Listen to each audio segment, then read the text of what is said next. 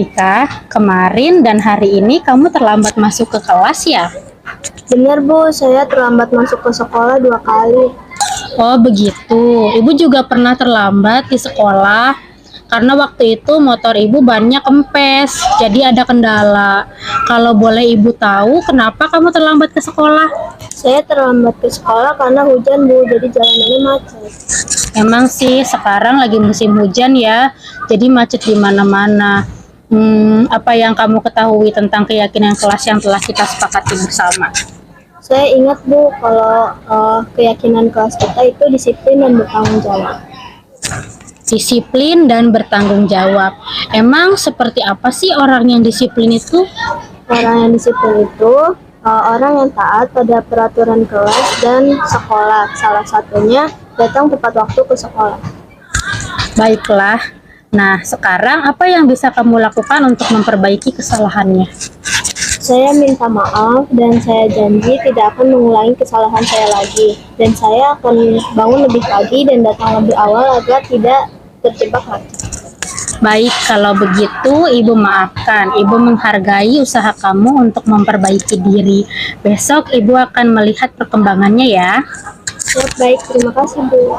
Oke, sekarang boleh kembali ke kelas. Sama-sama. Assalamualaikum warahmatullahi wabarakatuh. Nama saya Kartika Sumawati. Saya dari kelas 11-6. Senang sekali tadi saya sudah diajak berdiskusi bersama Bu Afrida tentang masalah saya, yaitu sering datang terlambat ke sekolah.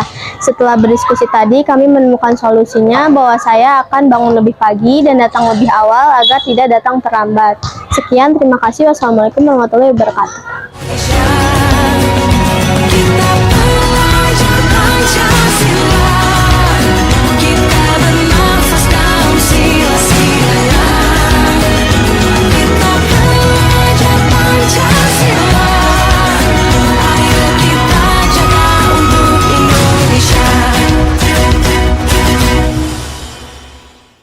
Assalamualaikum warahmatullahi wabarakatuh.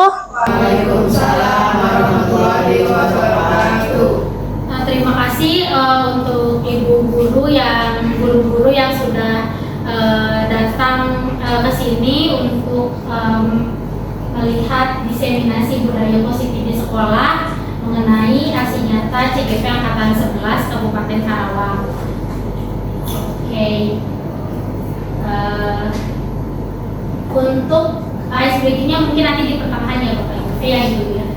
Yang pertama untuk materinya kita mungkin akan bahas bersama-sama mengenai perubahan paradigma belajar, disiplin positif, nilai-nilai kebajikan, kebutuhan dasar manusia, motivasi perilaku manusia, posisi kontrol guru, keyakinan kelas, dan segitiga restitusi. Oke, untuk kesepakatan forum diseminasi ini, yang pertama, HP di silent, sepakat? Sepakat. Yang kedua, menghargai siapapun, sepakat? Sepakat. Yang ketiga, satu bicara, yang lain mendengarkan, sepakat? Sepakat. Yang keempat, berpartisipasi aktif, sepakat? Sepakat. Yang kelima, ruangan dalam keadaan bersih kembali, sepakat? Sepakat. Oke, ada yang mau ditambahin Bapak Ibu? Ibu? Tidak ada ya? Baik. Kamar mandi boleh Bu? Oh iya, boleh ke kamar mandi. Boleh ke kamar mandi. Oke, satu lagi berarti boleh ke kamar mandi, sepakat? Sepakat. Sepakat ya. Ada lagi yang mau ditambahin Bapak Ibu? Baik, terima kasih. Kemudian, oke, yang pertama, pembelajaran dengan paradigma baru merupakan pembelajaran yang dirancang berdasarkan prinsip pembelajaran berdiferensiasi. Jadi pembelajaran diferensiasi itu membuat kebutuhan belajar murid, apa yang dibutuhkan murid dalam belajar itu apa gitu. Dan seperti yang kita tahu, pembelajaran diferensiasi itu ada 3 ya. Ada diferensiasi konten, ada diferensiasi proses, dan ada diferensiasi produk. Kalau yang diferensiasi proses itu dilihat dari gaya dan minat belajar siswa. Seperti yang kita tahu ya, gaya dan minat belajar siswa itu kan ada 3 ya. Ada kinestetik, ada auditori, dan ada visual. Jadi ada yang menggunakan gerak tubuh, mungkin bergerak-bergerak. Kemudian ada juga yang menggunakan suara, lalu yang terakhir ada juga yang melihat dari gambar seperti itu. Kemudian yang diferensiasi produk itu juga sama berdasarkan minat dan gaya belajar siswa seperti itu. Dan di sini dilihat sesuai dengan teori psikologi modern untuk mewujudkan profil pelajar Pancasila. Ada 6 dimensi profil pelajar Pancasila, apa saja? Beriman dan bertakwa kepada Tuhan Yang Esa, berakhlak mulia, berkebinekaan global, mandiri, bernalar kritis, kreatif, dan gotong royong. Kemudian ada miskonsepsi tentang teori kontrol. Jadi nanti ada perbedaan antara teori stimulus respon dan teori kontrol. Dan di sini ada miskonsepsi tentang teori kontrol. Yang pertama, ilusi guru mengontrol murid. Ilusi guru mengontrol murid itu jadi guru tidak bisa mengontrol murid karena murid juga harus bisa mengontrol dirinya sendiri gitu, tidak bisa dikontrol oleh orang lain. Kemudian yang kedua, ilusi bahwa semua penguatan positif efektif dan bermanfaat, dan belum tentu juga penguatan positif itu efektif gitu. Kemudian yang ketiga, ilusi bahwa kritik dan membuat rasa bersalah mampu menguatkan karakter. Nah kalau ini juga sama, justru kalau misalnya membuat kritik atau membuat siswa merasa bersalah, justru bukan menguatkan karakter tapi malah menjadi down siswanya gitu, psikisnya mungkin kena atau malah semakin memberontak gitu. Jadi itu juga dia ada miskonsepsinya. Kemudian yang terakhir, ilusi bahwa orang dewasa, yaitu kita sebagai guru berarti kan ya, itu berhak memaksa. Itu juga tidak seperti itu seharusnya. Nah di sini ada perbedaan antara teori stimulus respon dengan teori kontrol. Yang pertama, stimulus respon realitas kebutuhan kita sama. Kalau menurut teori kontrol justru enggak, setiap orang itu memiliki kebutuhan yang berbeda-beda, tidak mungkin semuanya sama seperti itu. Lalu yang kedua, semua orang melihat hal yang sama. Itu menurut teori stimulus respon. Tapi kalau menurut teori kontrol itu dia sebaliknya. Setiap orang memiliki gambaran yang berbeda-beda. Kita tidak bisa memaksa orang lain membuat pandangan yang sama dengan kita gitu. Jadi kita tidak bisa memaksa. Lalu kita mencoba mengubah orang agar berpandangan sama dengan kita. Kalau menurut teori kontrol itu dia tidak. Kita berusaha memahami pandangan orang lain tentang dunia. Jadi kita yang berusaha memahami, bukan kita yang memaksa orang lain seperti itu untuk melihat pandangan yang sama dengan kita. Kemudian perilaku buruk dilihat sebagai suatu kesalahan. Kalau menurut teori kontrol, semua perilaku itu memiliki tujuan. Jadi baik perilaku baik maupun perilaku buruk itu dia pasti mempunyai tujuannya sendiri gitu. Karena kesalahan juga adalah suatu dari proses pembelajaran. Lalu orang lain bisa mengontrol saya, tapi menurut teori kontrol hanya kita yang bisa mengontrol diri kita sendiri. Kita tidak bisa dipaksa, kita juga tidak bisa memaksa. Lalu saya bisa mengontrol orang lain. Menurut teori kontrol, kita tidak bisa mengontrol orang lain. Hanya kita yang bisa mengontrol diri kita sendiri. Dan kemudian pemaksaan, menurut stimulus respon, pemaksaan ada pada saat wujudan gagal. Tapi kalau menurut teori kontrol itu dia kolaborasi dan konsensus menciptakan pilihan-pilihan baru. Jadi justru kalau menurut teori kontrol itu ketika wujudan gagal harus menciptakan pilihan-pilihan yang baru gitu, bukan malah memaksa seperti itu. Dan yang terakhir, untuk model stimulus respon itu berpikirnya ada yang menang, ada yang kalah. Sedangkan teori kontrol itu dia model berpikirnya tidak ada yang kalah, menang dan menang. Mungkin seperti itu untuk perbedaan antara teori stimulus respon dan teori kontrol. Nah kemudian materi berikutnya adalah disiplin positif. Disiplin berasal dari kata disiplina. Disiplina itu artinya belajar. Disiplin mengacu pada disiplin diri yang memiliki tanggung jawab terhadap apa yang dilakukan berdasarkan nilai-nilai yang diyakini. Nilai-nilai apa saja yang diyakini? Yaitu nilai-nilai kebajikan universal. Nilai-nilai kebajikan universal itu contohnya berpacu pada profil pelajar Pancasila. Kembali lagi ke profil pelajar Pancasila. Seperti yang kita tahu tadi, ada 6 dimensi. Kemudian sedangkan disiplin positif itu salah satu cara penerapan disiplin yang bertujuan untuk menumbuhkan kesadaran serta memberdayakan siswa tanpa imbalan hadiah atau ataupun hukuman. Jadi disiplin positif itu bagaimana cara kita menumbuhkan motivasi intrinsik, motivasi dalam diri, kesadaran siswa, kesadaran diri sendiri tanpa adanya hadiah atau tanpa adanya hukuman. Seperti contoh kan kalau misalnya mungkin ada siswa yang tidak ingin terlambat ke sekolah tapi alasannya itu nggak mau dihukum. Berarti itu kira-kira motivasinya udah dalam diri atau dari luar? Dari luar karena belum ada kesadaran diri. Tapi kalau misalnya pas ditanya kenapa kamu datang tepat waktu kepada siswa, tapi siswa nanya takut ketinggalan pelajaran Bu. Nah, itu kira-kira motivasi ekstrinsik atau intrinsik? Intrinsik sudah ada di dalam diri. Jadi nggak takut tentang hukuman gitu, tapi takut pelajarannya ketinggalan. Nah, kemudian di sini ada nilai-nilai dari kebajikan. Nilai-nilai kebajikan itu adalah nilai-nilai yang disepakati bersama, lepas dari suku, bangsa, agama, bahasa maupun latar belakangnya. Jadi nilai-nilai kebajikan ini nilai-nilai yang disepakati bersama, tanpa dilihat latar belakangnya bagaimana, tanpa dilihat suku bangsanya gimana, agamanya apa. Jadi semuanya disepakati. Sebagai contohnya adalah profil pelajar Pancasila. Kemudian ada lagi IBO Primary Years Program. Ini contohnya ada toleransi, rasa hormat, mandiri, menghargai, lalu keterampilan hidup, dapat dipercaya, dan pendengar yang aktif, dan masih banyak lagi nilai-nilai kebajikan universal yang lain. Lalu yang berikutnya ada kebutuhan dasar manusia. Nah, kebutuhan dasar manusia adalah segala sesuatu yang kita lakukan untuk mendapatkan apa yang kita inginkan. Seluruh tindakan yang kita lakukan memiliki tujuan tertentu dan semua usaha terbaik yang kita lakukan adalah dalam rangka agar kebutuhan dasar kita terpenuhi dengan baik. Jadi intinya dasar kebutuhan manusia adalah segala sesuatu yang kita lakukan untuk mendapatkan apa yang kita inginkan. Kita harus ada dasar kebutuhannya itu harus ada gitu. Kalau misalnya tidak ada, ya berarti tidak terpenuhi atau belum terpenuhi. Jadi harus ada kebutuhan dasar itu. Seperti yang kita tahu, kebutuhan dasar manusia itu ada berapa? Ada lima kebutuhan dasar manusia, dan kelimanya itu harus dipenuhi. Gitu. Nah, ini adalah 5 dasar kebutuhan manusia. Yang pertama, bertahan hidup.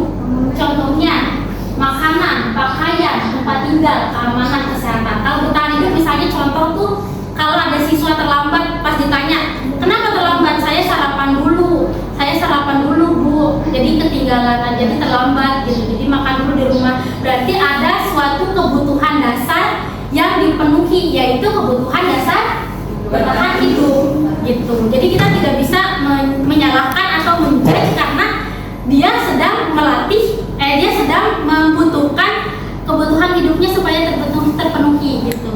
Tapi caranya itu dengan cara gimana caranya itu 5 kebutuhan dasar siswa itu terpenuhi, tapi disiplinnya juga ada. Itu tinggal dicari solusinya bagaimana. Kemudian yang kedua ada kasih sayang dan rasa diterima. Rasa diterima, dipedulikan, berbagi, kerjasama, menjadi bagian dalam kelompok. Nah, itu adalah rasa kasih sayang dan rasa ingin diterima. Kalau misalnya di dalam kelas, contohnya itu kalau murid yang sedang dimajai, tidak ada interaksi dengan murid yang lain, atau saat bekerja kelompok tuh siswanya ada satu orang yang diem doang gitu.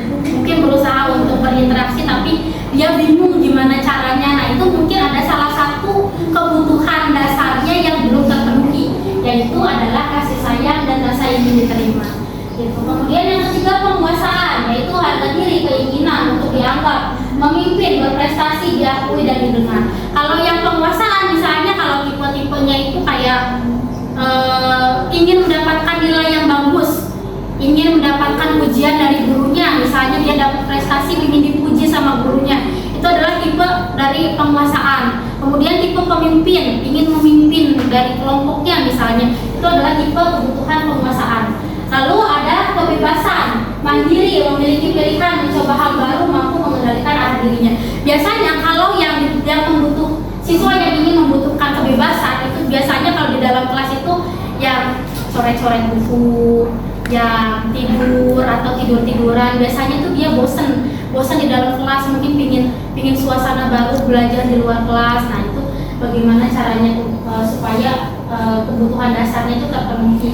Lalu yang terakhir adalah kesenangan. biasanya kalau yang kayak gini biasanya siswa tuh sering bercanda, humornya tuh pingin ketawa-ketawa terus gitu, pinginnya main-main mulu. Nah itu adalah semangat.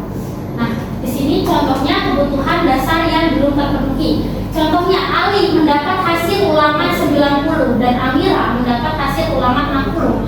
Lalu Ali mengejek Amira karena nilainya lebih tinggi dari Amira. Ini kira-kira kebutuhan dasar apa yang belum terpenuhi oleh Ali?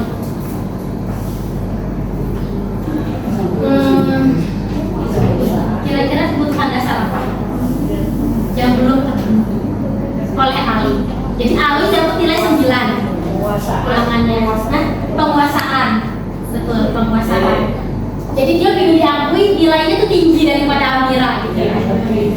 Kemudian yang kedua, kasus kedua, Bita jarang berinteraksi dengan teman sekelasnya. Bita ingin dekat dengan mereka saat berdiskusi tentang hal apa nih kira-kira yang lucu untuk dilakukan. Kemudian Bita mengeluarkan ide, selalu izin ke toilet saat pelajaran.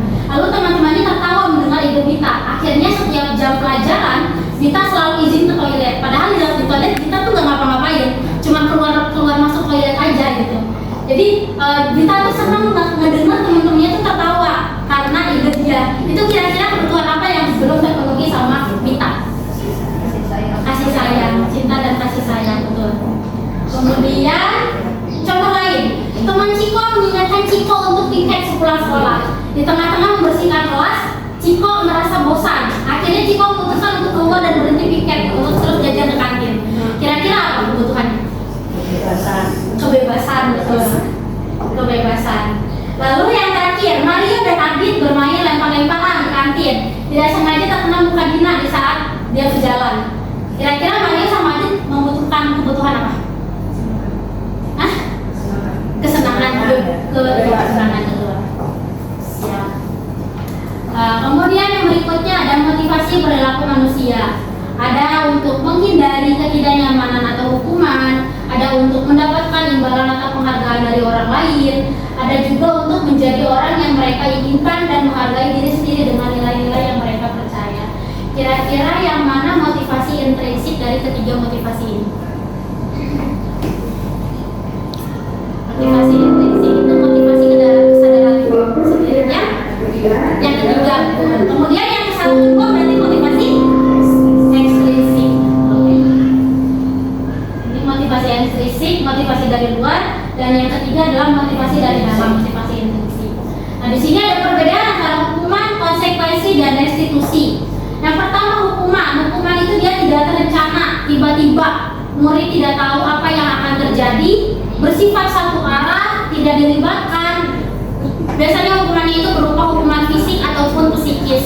Nah di sini biasanya murid tidak dilibatkan, tidak tahu apa-apa, tiba-tiba melakukan kesalahan langsung ada hukuman seperti itu. Kalau yang konsekuensi itu dia terencana atau disepakati sesuai peraturan. Murid tetap dibuat tidak nyaman. Jadi kalau misalnya yang konsekuensi itu dia sudah bersifat dua arah, tetapi tetap membuat murid itu merasa tidak nyaman. Jadi ada awalnya itu sudah dibicarakan kalau misalnya kamu melakukan kesalahan berarti ada hukumannya ini gitu. Jadi sudah bersifat dua arah. Lalu sifat guru juga dia selalu memantau atau memonitor siswa tersebut, sehingga menyebabkan sisi murid tetap tidak nyaman. Lalu yang ketiga restitusi. Nah di antara ketiga ini justru restitusi yang lebih baik. Yang pertama proses menciptakan kondisi bagi murid untuk memperbaiki kesalahan, karena kesalahan itu adalah suatu proses pembelajaran. Jadi mengajak siswa untuk berdiskusi. Jadi bersifat dua arah, sudah bersifat dua arah. Lalu ada kolaborasinya juga, ada kolaboratifnya.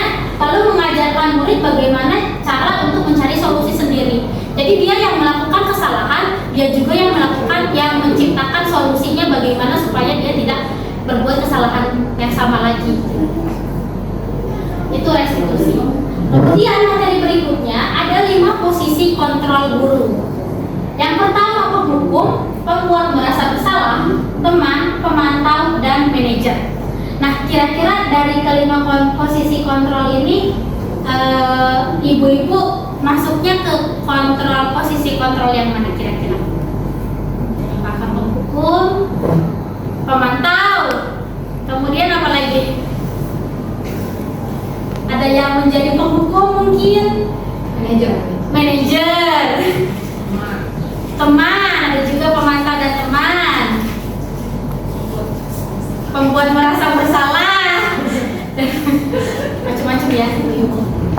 Oke.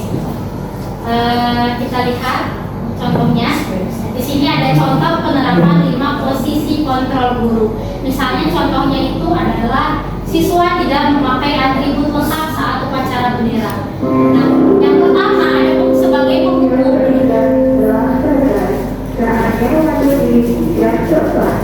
Yang pertama ada sebagai penghukum. Penghukum ini bersifat menghukum, baik dari kata-kata atau menghukum secara fisik. Misalnya, hormat pada bendera selama 1 jam dengan intonasi suara yang keras. Biasanya dampak dari siswa itu dia memberontak, dia nggak mau digituin, akhirnya melakukan hal yang sama lagi. Jadi dia sebagai pemberontak hasilnya, dampaknya gitu. Kemudian yang kedua, membuat merasa bersalah. Kalau ini kebalikannya, intonasinya lebih lembut, tapi tetap aja kena ke siswanya, psikisnya gitu. Kayak contohnya, berapa kali ibu harus bilang sama kamu tuh selalu aja mengecewakan ibu. Kamu gak kasihan sama ibu?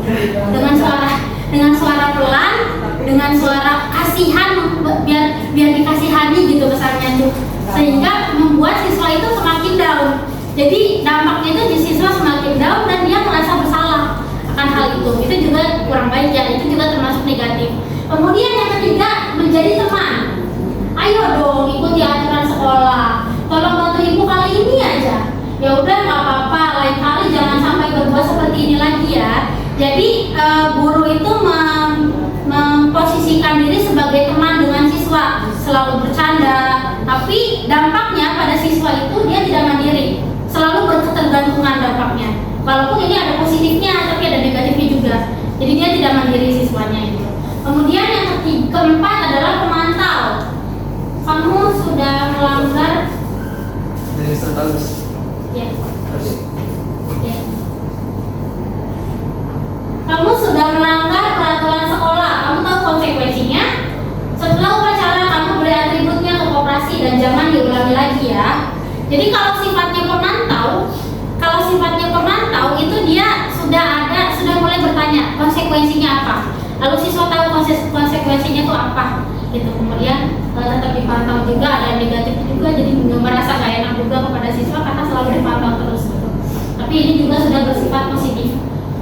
Kemudian yang terakhir sebagai manajer. Kalau sebagai manajer itu dia berupa pertanyaan-pertanyaan. Apakah kamu tahu kesalahan kamu apa? Kira-kira gimana cara kamu memperbaiki kesalahan kamu supaya tidak melakukan hal yang sama lagi? Lalu siswa menjawab mencari solusi, membantu siswa mencari solusinya sendiri supaya dia tidak melakukan hal yang sama lagi. Dan ini yang paling baik di antara posisi kontrol yang Oke, contohnya posisi kontrol apakah aku? Saya kecewa sekali dengan kamu.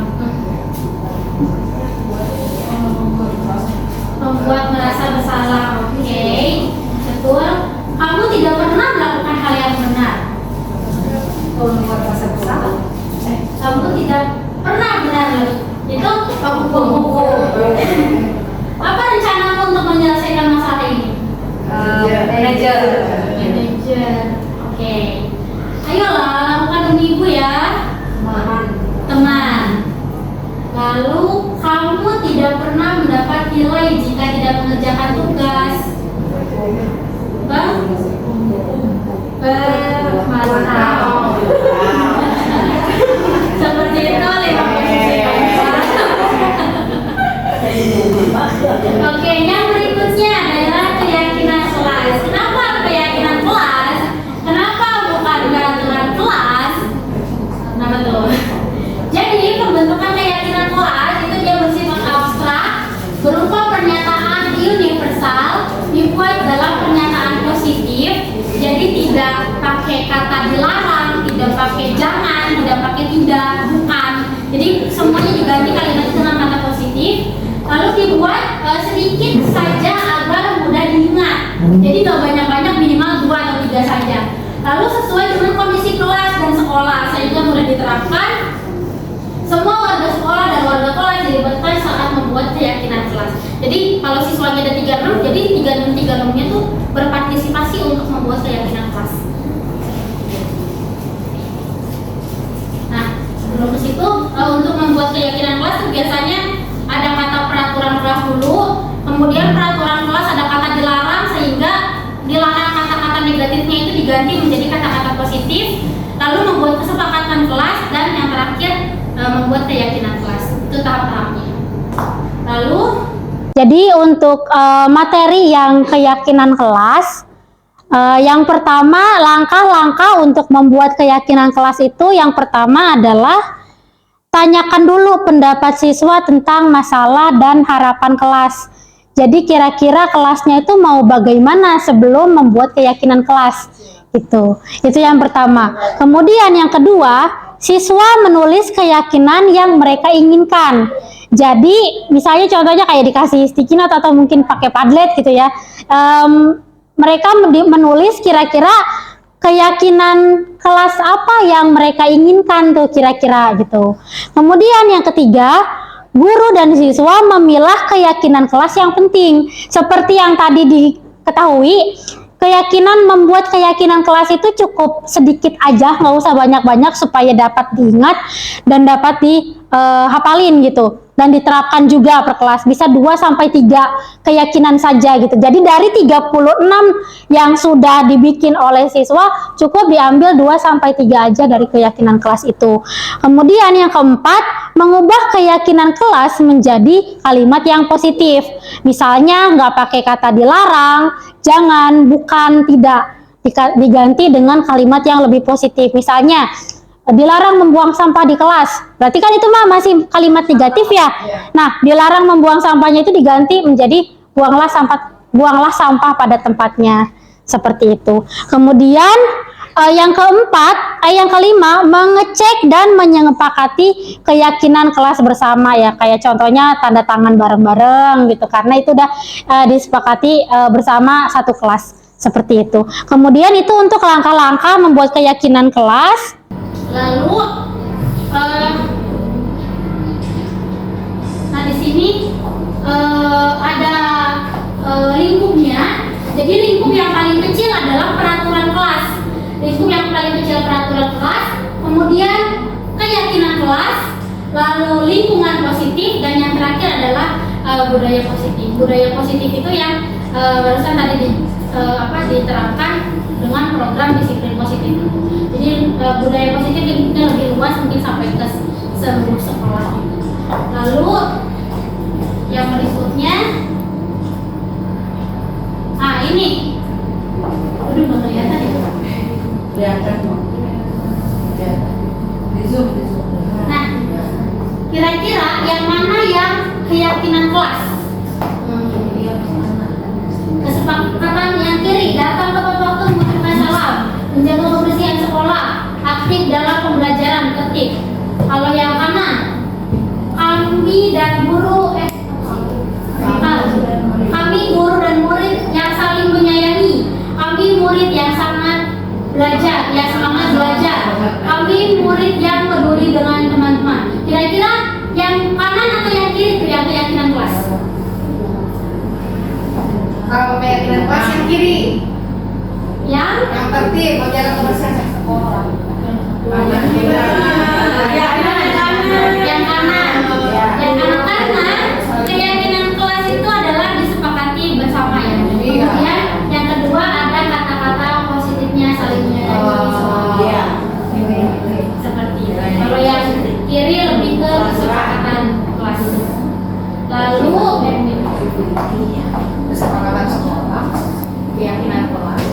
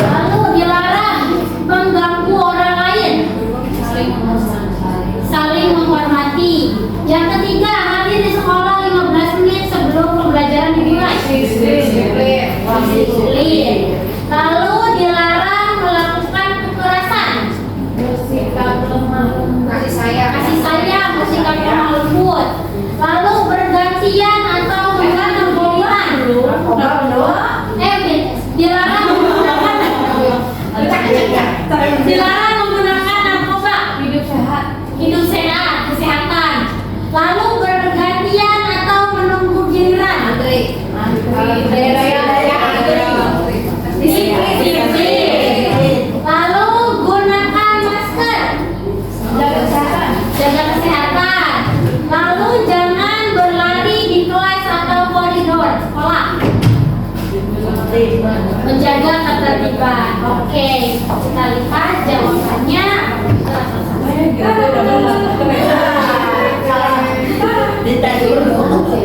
Oke, ini ya. Lalu kembalikan buku ke tempatnya, ya berarti ada tanggung jawab, ada rasa tanggung jawab di situ. Lalu dilarang mengganggu orang lain. Artinya kalau keyakinan harus menghormati orang lain atau saling menghormati. Hadir tepat waktu atau di sekolah 15 menit sebelum pelajaran dimulai. Menghormati orang lain atau berkomitmen disiplin juga bisa. Kemudian dilarang melakukan kekerasan. Keyakinan kelasnya keselamatan dan menghormati orang lain atau saling menghargai juga. Lalu dilarang menggunakan narkoba. Itu dia maksudnya kesehatan. Jadi kayak keyakinan itu sesuatu hal yang diyakini. Kayak contohnya tuh harus pakai helm saat berkendara motor. Itu kan keyakinannya untuk keselamatan ya. Jadi keyakinan itu yang diyakini dalam diri gitu. Lalu bergantian atau menunggu giliran. Itu berarti keyakinannya menghormati dan bersabar, lalu disiplin juga. Kemudian gunakan masker itu untuk kesehatan dan keselamatan, terutama yang waktu tahun-tahun kemarin COVID itu kita harus pakai masker untuk kesehatan dan keselamatan juga. Lalu yang terakhir adalah jangan berlari di kelas atau koridor sekolah, yaitu untuk keselamatan juga supaya nggak jatuh, gimana keamanan juga, disiplin ketertiban juga. Itu aja, mungkin ada yang mau ditanyain tentang keyakinan kelas mungkin ibu-ibu. Saya Bu. Ya, terima kasih atas kesempatannya Bu Afidah. Yang ingin saya tanyakan adalah dalam membuat keyakinan kelas, adakah kendala-kendala yang kita hadapi? Lalu jika ada, apa saja kendalanya? Ya, terima kasih. Ya, terima kasih atas pertanyaannya untuk Miss Alfi. Baik, untuk kendala dalam pembuatan keyakinan kelas itu ada. Pertama, saya juga pernah ngalamin sendiri saat itu. Yang pertama, biasanya pada umumnya keyakinan kelas itu dibuat bersama dengan wali kelas, jadi agak kesulitan jika saya yang membuat keyakinan kelas, tapi mungkin bisa ya, cuman lebih dominannya seharusnya kan wali kelas, sedangkan saya di sini posisinya belum menjadi wali kelas. Itu yang pertama. Kemudian yang kedua, dalam membuat kalimatnya untuk siswa 36 itu nggak banyak, nggak sedikit gitu ya, cukup banyak gitu. Jadi harus memilah dulu, dan kadang banyak juga siswa yang masih menggunakan dilarang, masih menggunakan kata-kata negatif gitu. Dan kata-kata negatif itu kan seharusnya diganti menjadi kata-kata positif. Jadi agak kesulitan dan cukup riuh juga sih ya. Kemudian untuk membuat keyakinan kelasnya itu harus melihat nilai-nilai kebajikan universal juga. Jadi kita harus tahu nilai-nilai kebajikan universalnya itu ada apa saja. Contohnya mungkin saling menghargai, disiplin, tanggung jawab, dan lain-lain gitu. Seperti itu mungkin, Miss. Terima kasih. Yang berikutnya ada segitiga restitusi. Segitiga restitusi adalah suatu proses dialog yang dijalankan oleh guru agar dapat menghasilkan murid yang mandiri dan bertanggung jawab. Ada 3 langkah segitiga restitusi. Tahap pertama, menstabilkan identitas. Kedua, validasi tindakan yang salah. Dan yang ketiga, menanyakan keyakinan. Keyakinannya apa? Keyakinan sekolah atau keyakinan kelas yang sudah dibuat tadi. Yang pertama di sini, menstabilkan identitas.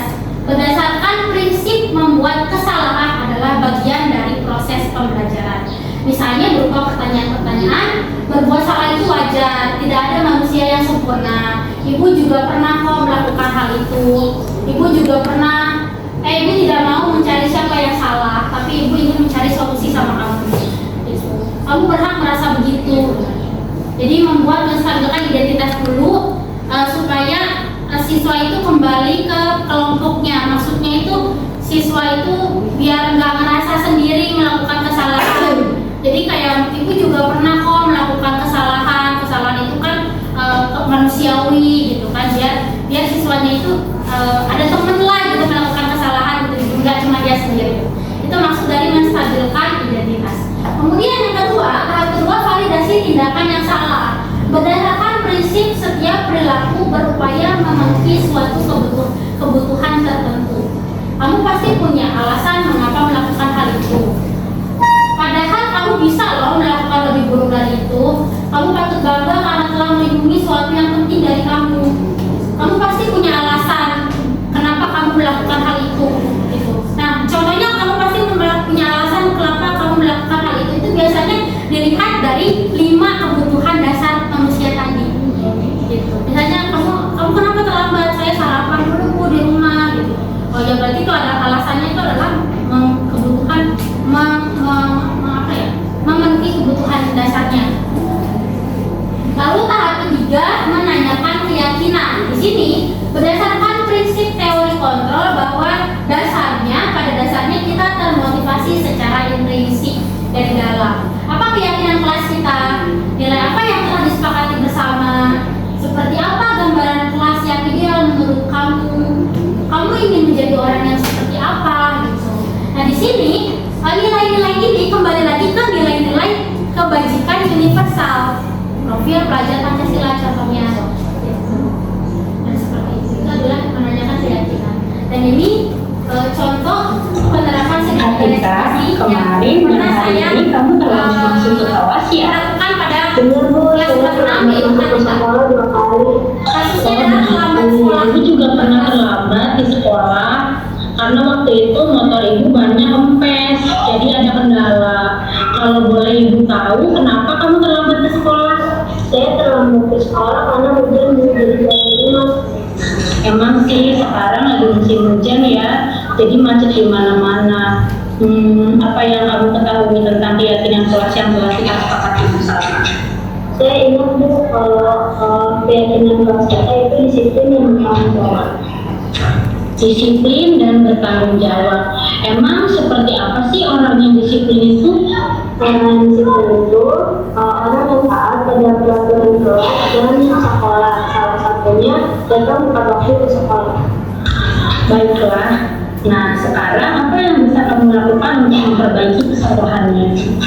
Saya minta maaf dan saya janji tidak akan mengulangi kesalahan saya lagi. Dan saya akan bangun di pagi dan datang lebih awal agar tidak terjebak lagi. Baik, kalau begitu Ibu maafkan. Ibu menghargai usaha kamu untuk memperbaiki diri. Besok Ibu akan melihat perkembangannya ya. Oke, terima kasih Bu. Oke, sekarang boleh kembali ke kelas. Sama-sama. Assalamualaikum warahmatullahi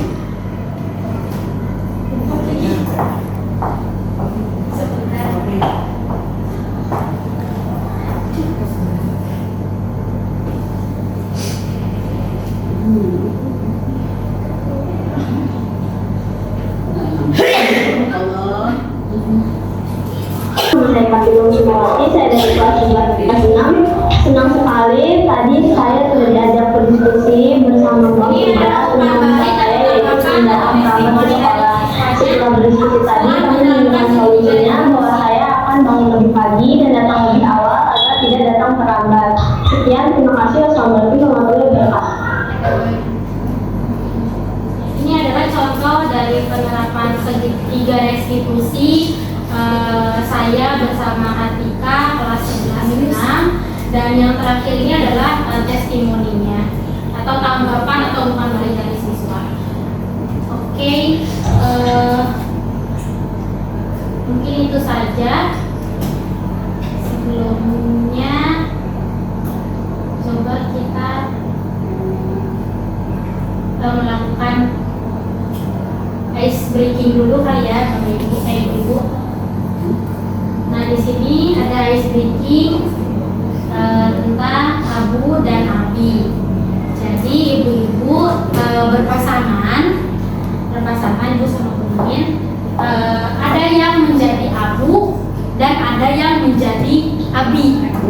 Jadi jadi ibu-ibu boleh berdiri dan menentukan siapa yang abu, siapa yang abi. Kemudian kalau misalnya saya menginstruksikan abu, maka yang menjadi abu menarik tangan abi. Tapi abi jangan sampai ketarik tangannya. Gitu. Bisa Bapak Ibu, bisa Ibu-ibu? Sebaliknya juga gitu. Ya, sebaliknya gitu. Kalau misalnya instruksikannya abi, nanti abi yang menarik, kemudian abu yang jangan sampai ketarik. Kepegang, gitu, kepegang lah, jangan ketarik seperti itu. Bisa? Oke, boleh berdiri. Boleh ibu-ibu berdiri.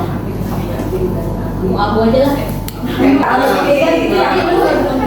Ini tarik di mana sih? Ini ya.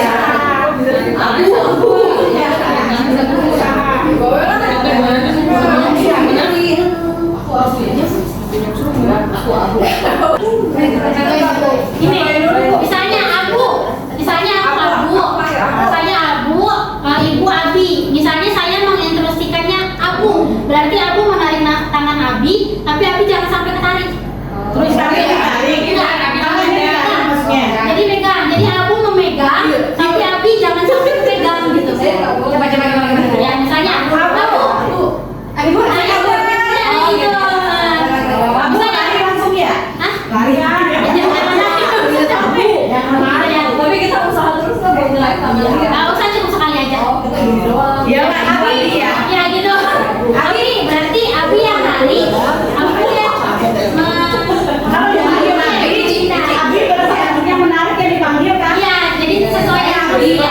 Ya, ibu abi, aku abu. Yang lain udah ada semua ya?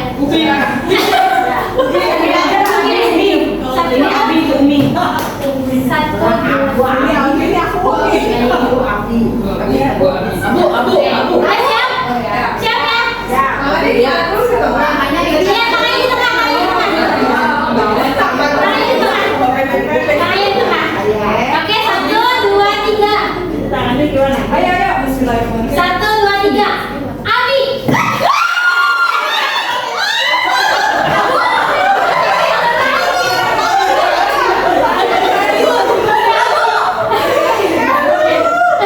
Satu, dua, tiga. Abu.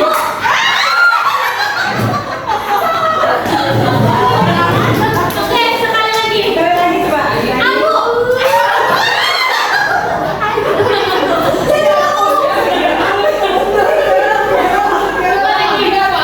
Aduan lagi. Abi.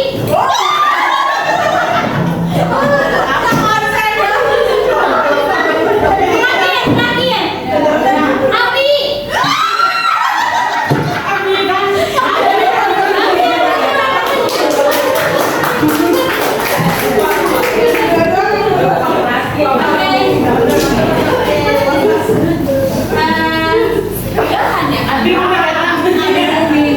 Abi. Umi di sini. Tadi udah disebut abinya. Sini Umi sini. Abi lagi. Ini udah partisipasinya ibu-ibu semua. Abi sama Abi baru datang. Untuk refleksi mungkin minta satu orang merefleksikan diskusi hari ini. Ada yang mau untuk merefleksikan? Ayo dia. Yang baru datang aja. Oh iya. Boleh kan? Boleh? Ayo boleh kan? Boleh ya, silakan.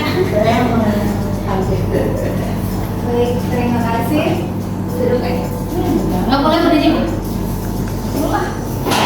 Assalamualaikum warahmatullahi wabarakatuh. Waalaikumsalam warahmatullahi wabarakatuh. Terima kasih atas kesempatannya. Saya mencoba untuk berefleksi ya. Sebelum mengikuti diskusi ini, mungkin saya agak-agak lupa tentang budaya positif ya.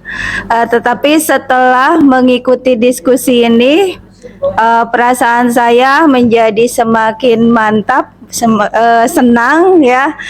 Karena apa? Karena semakin memantapkan pemahaman saya tentang budaya positif. Nah, kemudian juga menguatkan apa yang belum saya kuasai lebih dalam mengenai budaya positif ini. Kemudian pelajaran yang saya terima hari ini, saya melihat di sini ibu-ibu dan pemateri atau pemimpin diskusi Bu Afrida sangat kompak ya, kemudian saling berinteraksi dengan baik ya, sehingga kita semua nyaman dalam melakukan diskusi ini. Kemudian rencana ke depan, saya insya Allah akan mencoba konsisten menerapkan apa yang kita bahas hari ini ya, membahas budaya positif ya, mungkin menerapkan sedikit demi sedikit atau secara bertahap budaya positif ini, seperti segitiga restitusi, kemudian mengingat posisi kontrol mana yang harus kita kuasai atau idealnya kita ada di mana gitu. Terima kasih. Assalamualaikum warahmatullahi wabarakatuh. Terima kasih untuk Bu Rika atas refleksinya. Tepuk tangan untuk Ibu Rika. Ibu boleh? Terima kasih kesempatannya berdiri ya. Terima kasih kesempatannya Bu Afrida. Untuk keyakinan kelas, saya merasa memang sangat dibutuhkan, apalagi dengan konsep merdeka belajar dan merdeka mengajar ini. Jadi dari keyakinan kelas merupakan satu tujuan arah kelas itu mau kemana. Jadi anak-anak diajak untuk visioner ke depannya mau seperti apa. Maka kita yakin bersama-sama bahwa kelas ini mampu mencapai tujuannya. Nah, untuk itu maka kita perlu misi. Nah, jadi keyakinan kelas ini menurut saya patut dilestarikan ya, terus-menerus dikembangkan sehingga anak-anak paham bahwa untuk mencapai pembelajaran yang efektif, pembelajaran yang mereka inginkan, maka kita harus yakin melalui keyakinan kelas ini.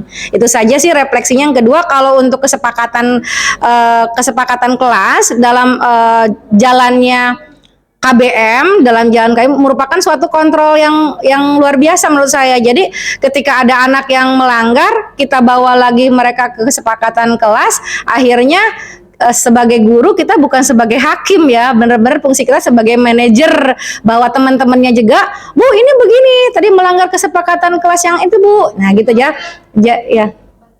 Oh siap. Gitu ya Bu, itu saja sih kalau menurut saya kesepakatan kelas dan keyakinan kelas merupakan hal yang seharusnya terjadi atau seharusnya dilakukan di awal kita melakukan KBM. Itu saja Ibu, terima kasih.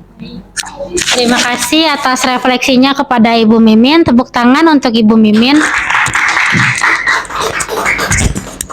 Oke, sebelumnya tadi ada kelupaan, apakah ada ibu-ibu yang ingin bertanya?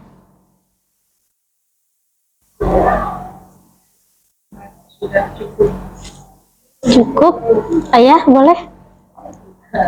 Ada dua pertanyaan. Yang pertama, saya kan belum mengenai kesepakatan kelas dengan keyakinan kelas itu bedanya apa. Kemudian pertanyaan yang kedua, kendala yang sudah Ibu jalankan itu ada tidak gitu, tolong dijelaskan. Terima kasih. Assalamualaikum warahmatullahi wabarakatuh.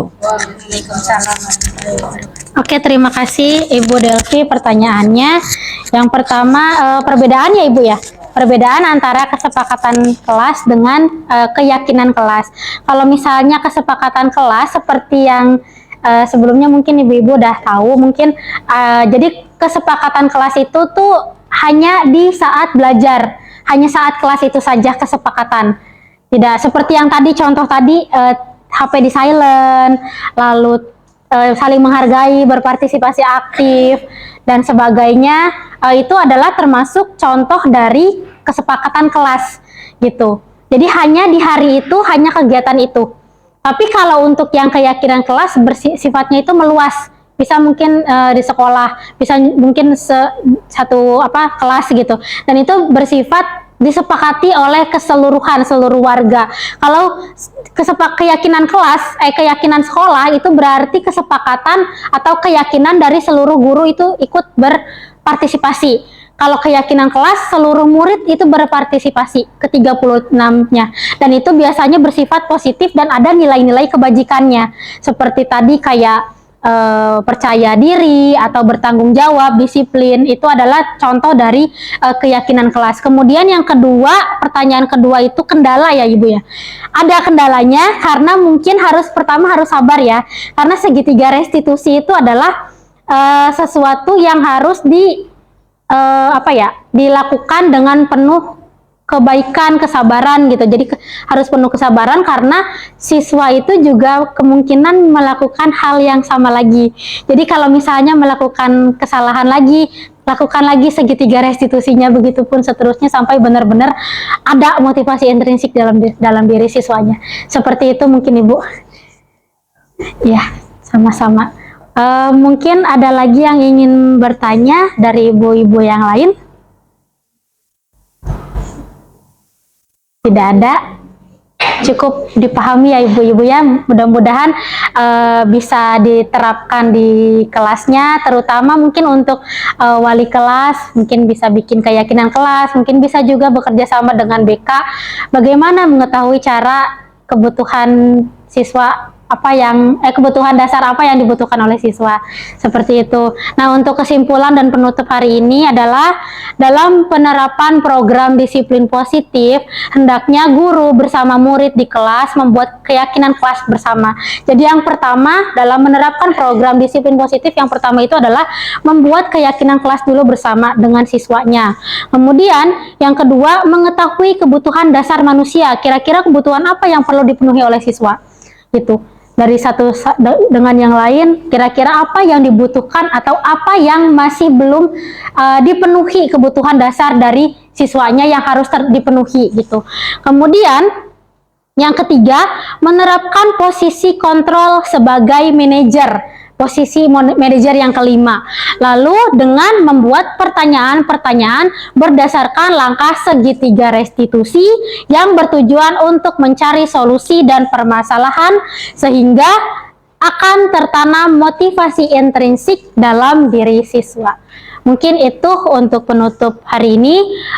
Terima kasih atas partisipasi aktifnya. Mohon maaf jika ada kesalahan dari saya. Semoga tergerak, lekas bergerak, dan mari menggerakkan. Terima kasih. Wassalamualaikum warahmatullahi wabarakatuh.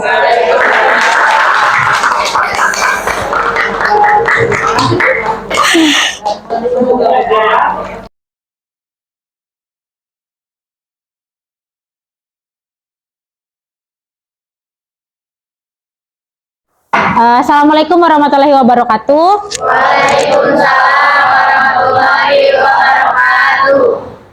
Hari ini hadir semua? Ada yang tidak ya? Siapa, berapa orang? 4 orang. Sakit ya? Iya. Oke, ya udah. Untuk pertemuan hari ini, kita sebelum belajar, kita bikin keyakinan kelas 10.1 dulu untuk pelajaran biologi mau bagaimana. Tapi sebelum ke keyakinan kelas, kita bikin kesepakatan kelas dulu ya. Jadi kalian tulis di sini di sticky note, dan kata-katanya itu kata-kata yang positif. Jadi tidak ada kata jangan, tidak ada kata dilarang, atau tidak, atau bukan gitu. Bisa? Ya udah, ini silakan dibuka pulpen atau pensilnya. Kalian boleh tulis di sticky note-nya, kemudian kalian tempelkan di kertas planonya ya. Jika ada yang ingin ditanyakan, boleh ke Ibu.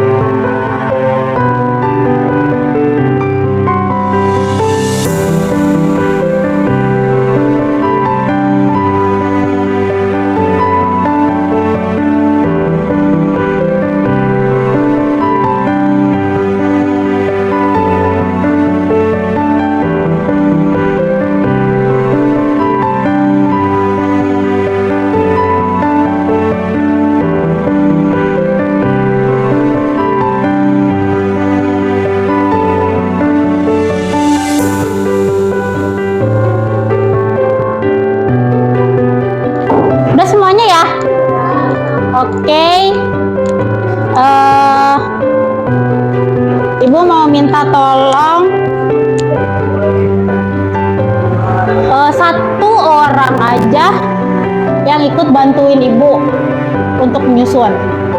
Suci, kita ini kan baru kesepakatan kelas yang kalian tulis. Mungkin ada yang udah positif, ada yang masih negatifnya. Jadi keyakinan kelasnya belum disusun gitu kan. Jadi kita susun bareng-bareng, minimal 2 sampai 3 aja kita sepakatinnya untuk membuat keyakinan kelas dari kesepakatan kelas yang udah kalian tulis bareng-bareng tadi di sticky note-nya. Nah, untuk yang pertama apakah? Wajib full senyum. Berarti itu masuknya apa? Kata-katanya ramah. Ramah ya. Yang pertama berarti harus ramah, baik. Terus apa lagi? Saya ingin KBM berjalan dengan baik dan semua anak-anak aktif. KBM berjalan dengan baik dan semuanya aktif. Berarti apa? Fokus ya. Berarti fokus saat KBM. Apalagi? Saya ingin saat KBM kelas tidak berisik. Nah, saya ingin saat KBM kelas tidak berisik. Berarti masuknya udah ke fokus ya. Fokus saat KBM. Apalagi? Menggunakan HP saat diperlukan. Menggunakan HP saat diperlukan. Berarti masuknya kemana? Ini juga ya? Iya, fokus. Fokus juga ya. Terus? Senyum, sapa, salam, sopan santun. Oke, berarti ini masuknya ramah ya. Oke, terus apa lagi? Memperbanyak menulis seperti merangkum. Merangkum. Berarti itu masuknya kemana? Tugas KBM. Tugas fokus ya. Fokus KBM ya. Oke. Mendengarkan guru saat menjelaskan. Fokus. Fokus. Oke. Udah sama aja. Bersikap sopan dan saling Nah, menghargai. itu berarti ramah ya. Berarti masuknya ya. Sopan santun atau apa ya? Sopan santun. Apalagi? Boleh menggunakan HP ketika mencari materi yang belum diketahui. Ini berarti ya masih fokus sama toleransi. Oke. Terus? Sama semua. Ini sama. Yang berbicara satu yang lain mendengarkan. Oke, fokus masuknya. Apalagi? Boleh tiduran saat sudah mengerjakan tugas. Enggak. Enggak ya, nggak setuju ya itu ya. Apalagi? Boleh tidur tidak? Harus buka sepatu. Harus buka sepatu, setuju? Sepakat ya?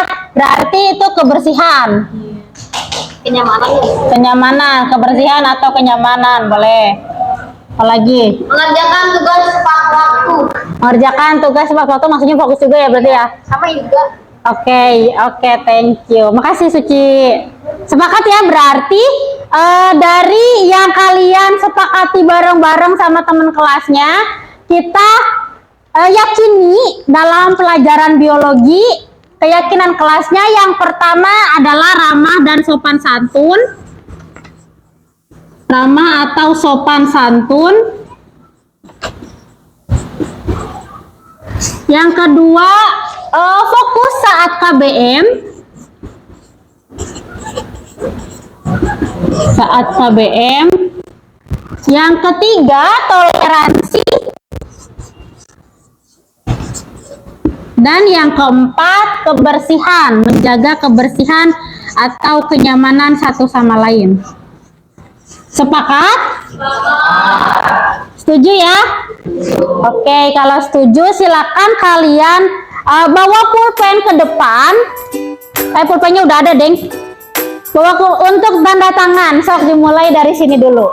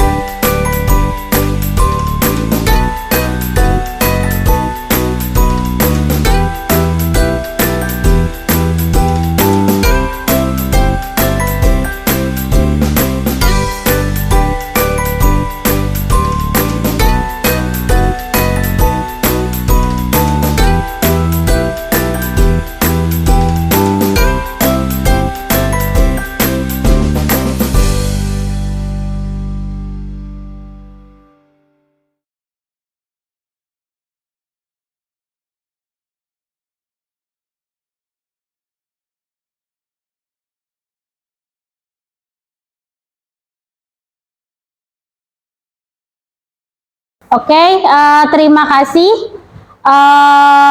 Untuk keyakinan kelas ini nanti kita akan terapkan selama 1 tahun dan Ibu harap kalian tetap mengikuti atau menjalani keyakinan yang sudah kalian sepakati bersama.